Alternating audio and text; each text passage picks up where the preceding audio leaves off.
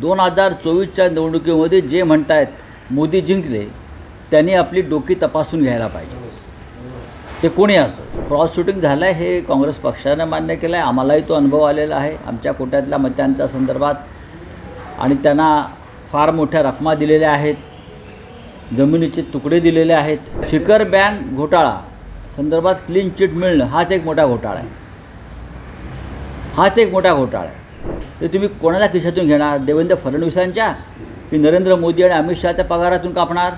Sir, लोकसभेमध्ये देखील घवघवीत यश आलं होतं, मात्र मुख्यमंत्री म्हणत होते की हे पेढे वाटतात, हे खरे हरले, मोदी जिंकले सुद्धा पेढे वाटतात. मात्र या पोटनिवडणुकीमुळे कुठेतरी निकाल लक्षात घ्या.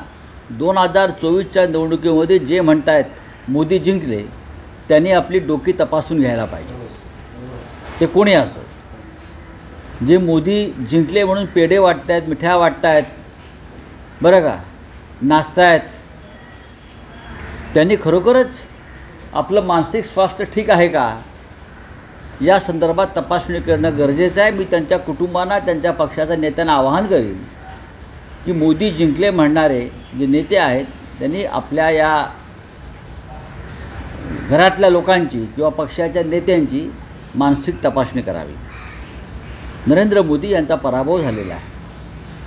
नरेंद्र मोदी यांनी अल्पमत गमावलेलं आहे. नरेंद्र मोदींकडे बहुमत नाही. त्यांचं सरकार हे कुबड्यांवरचं सरकार आहे. जर उद्या चंद्राबाबू नायडू आणि नितीश कुमार यांना सुबुद्धी सुचली, देवानं त्यांना बुद्धी दिली, सुबुद्धी दिली, तर हे सरकार कोसळू शकतं. अशा वेळेला जे म्हणतात मोदी जिंकले, तर त्यांच्या बडबडण्यावरती मोदी बहुमत सिद्ध करू शकणार नाही. आज देखील चंद्रबाबू नायडू वर्षावरती भेटायला मुख्यमंत्र्यांना गेले. काय वाटतं समीकरण येणाऱ्या विधानसभेत? कसलं समीकरण? चंद्रबाबूंचं आणि महाराष्ट्राचं काय समीकरण आहे? हे एक शिष्टाचार भेट असते वर्षा बांगल्यावरती. उद्या दुसरं कोणी जरी असतं तरी महाराष्ट्रात आलेले मुख्यमंत्री त्यांना भेटायला जातात. आता ममता बॅनर्जी पश्चिम बंगालच्या मुख्यमंत्री आहेत, त्या कुठे भेटायला गेल्या? त्या आलेल्या आहेत. अनेक मुख्यमंत्री आले. पण जे इंडिया आघाडीचे जे मुख्यमंत्री आहेत ते काय वर्षावर जाणार नाहीत. आता त्यांच्या सरकारमध्ये जे सामील आहेत ते जर राज्याच्या मुख्यमंत्र्यांना भेटले तर त्यात एवढं रुळून जाण्यासारखं कारण नाही. तर सकाळचा सर्वे आला आहे, महाविकास आघाडीला चांगली पसंती मिळालेली आहे 48% म्हणून, महायुतीला 33%. तर त्यामध्ये भाजप जास्त पसंती दिसून येते आणि ठाकरे गटाला देखील जास्त पसंती समसम. बघा, मी आता हे सर्वे काय किंवा याच्यात जाणार नाही. लोकसभेच्या निवडणुकीमध्ये भारतीय जनता पक्ष असतील, शिंदे गट असतील, अजित पवार गट असतील, महाआघाडीला 10 जागाही मिळणार नाही. 10 जागा मिळाल्या तर आम्ही मिशा काढून फिरू, संन्यास घेऊ, अशा प्रकारची भाषा केली. आम्ही 31 जागा जिंकलो. आमच्या 4 जागा या थोड्या मतांना चोरण्यात आल्या असं म्हणतो मी. आणि विधानसभा निवडणुकीमध्ये कधी निवडणुका घ्या, आता 4 महिने राहिलेले आहेत. महाविकास आघाडीला घवघवीत यश प्राप्त होईल.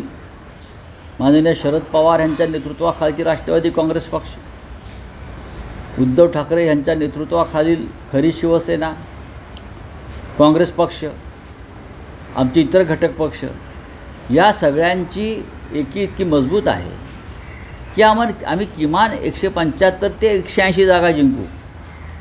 अशा प्रकारचं वातावरण या महाराष्ट्रामध्ये आहे. सर्वे सांगतात. आम्ही त्यांचे आभारी आहोत. तर विधान परिषदेत काहींनी आता क्रॉस वोटिंग केलं आहे, त्यामुळे काँग्रेस आता ह्याच्यावरती कारवाई करणार. मात्र चेतेल्या म्हणतात की आशिष चव्हाण असे, बाबा सिद्दीकी अगोदरच तिकडे होते, मात्र नक्की कोणी वोटिंग क्रॉस केली अजून देखील पता. पण क्रॉस शूटिंग झालं आहे हे काँग्रेस पक्षानं मान्य केलं आहे. आम्हालाही तो अनुभव आलेला आहे आमच्या कोट्यातल्या मतांच्या संदर्भात. आणि त्यांना फार मोठ्या रकमा दिलेल्या आहेत, जमिनीचे तुकडे दिलेले आहेत.